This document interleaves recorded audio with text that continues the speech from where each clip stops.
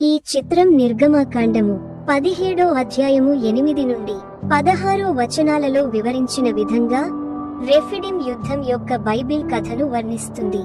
యెహోషువ నేతృత్వంలోని ఇశ్రాయేలీయులు వాగ్దాన దేశం వైపు ప్రయాణిస్తున్నప్పుడు రెఫీదీంలో అమాలేకీయులతో పోరాడుతున్నారు. మోషే, అహరోను, హూరు యుద్ధాన్ని చూస్తూ ఒక కొండ ఎక్కారు. మోషే దేవుని కర్రను ఎత్తి పట్టుకున్నాడు.